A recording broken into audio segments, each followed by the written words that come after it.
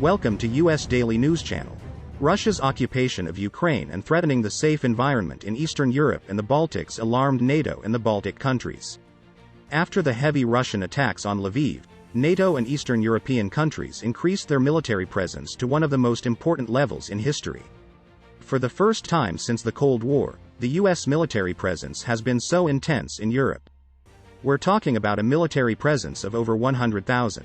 At the same time, NATO joint defense forces are on alert and have at least 40,000 troops on standby. Although the shipments made by the USA to the NATO alliances in Eastern Europe instill confidence in these countries, the countries themselves take drastic measures in their armies. Poland, Sweden, Norway, Latvia, Estonia and Lithuania are increasing their army capacities against Russian aggression.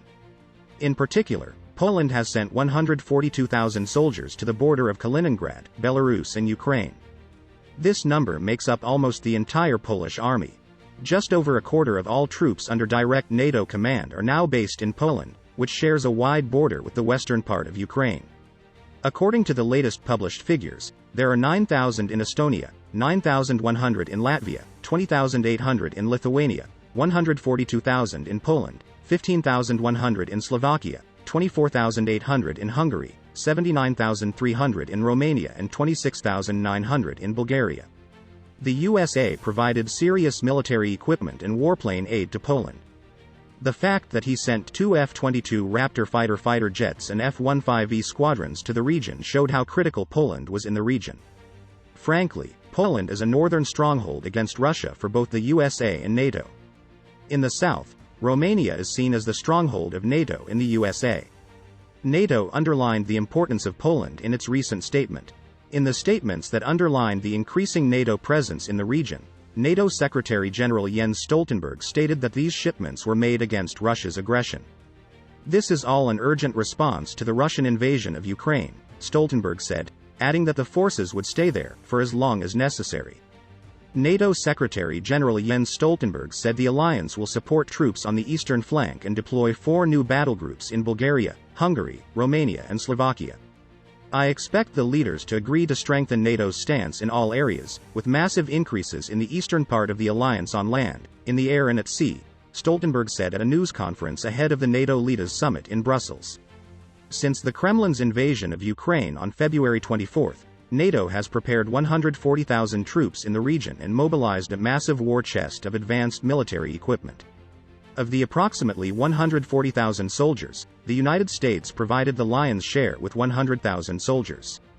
U.S. troops and NATO troops are currently stationed in neighboring NATO member states. U.S. Ambassador to NATO Julianne Smith said the permanent deployment of U.S. and NATO troops is now on the table. NATO is now in the process of stepping back and thinking more about a medium and long-term force presence on NATO soil on this eastern flank, Smith said, adding that new deployments to the region send a pretty clear message to Moscow. Permanent placement is one solution that might be on the table, or permanent rotations as another option. What we need to do at this point is that our military commanders give us the best advice they can come up with special offers, and then we look at what the security environment requires as an alliance, he said. The alliance, which currently has more than 140 warships as well as 130 aircraft on high alert, warned Putin that an attack on a previously NATO member country would be seen as an attack on everyone, and said it would trigger Article 5, which is called the cornerstone of the group. Seeking NATO membership since 2002, Ukraine borders 4 NATO allies: Poland, Slovakia, Hungary and Romania. Poland is now home to most of the 30-member alliance's troops and has so far had the lion's share of refugees fleeing Putin's war. President Joe Biden has previously said that Putin's potential to use chemical weapons to attack Ukraine is a real threat.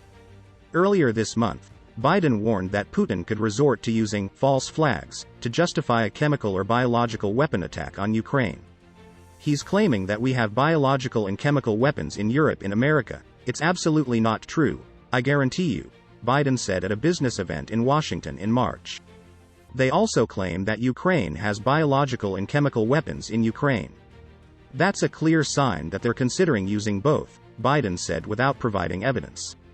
Stoltenberg told reporters at the alliance headquarters in Brussels that the use of chemical weapons would change the nature of the ongoing conflict in Ukraine. This will be a clear violation of international law and will have far-reaching consequences, Stoltenberg said, adding that the use of such weapons could affect nearby NATO member states. Stoltenberg also said that the NATO alliance will soon provide Ukraine with equipment to protect against chemical, biological, radiological and nuclear weapons. He declined to elaborate on what kind of special support the alliance would provide outside of operational security. Meanwhile, Poland, Slovenia and the Czech Republic prepared a 10-point plan to support Ukraine and end the war, as well as cut payments for oil, gas and coal immediately. The 10-point statement of the Polish Prime Minister Mateusz Morawiecki to save Ukraine is as follows. First, we must remove all Russian banks from the SWIFT international payment system. Otherwise, the Russian economy will adapt to the new conditions in a few weeks. Second, we must establish a common asylum policy for Russian soldiers who refuse to serve the criminal regime in Moscow.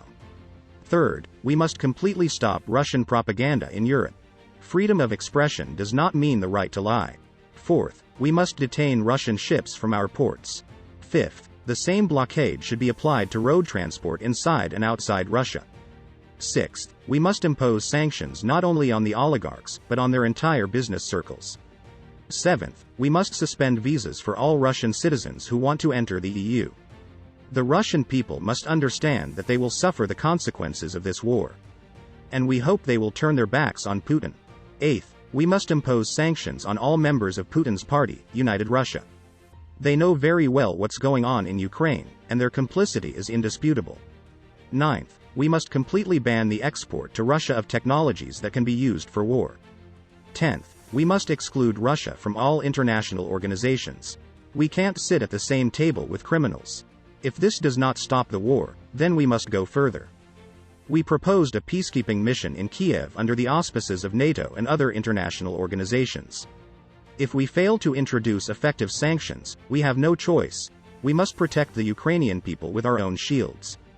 If we want to restore peace, Putin needs to know where the red line is, the line he can't cross.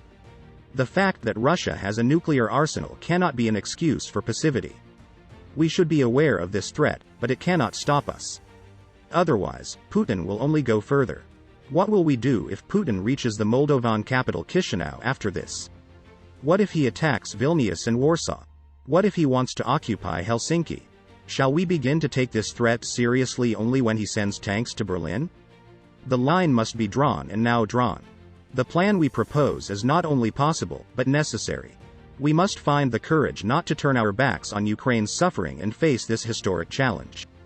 Even this statement itself is seen as proof of how serious Europe is in the full readiness of NATO and Poland against a full-scale invasion in the long run, despite the strong resistance of Ukraine.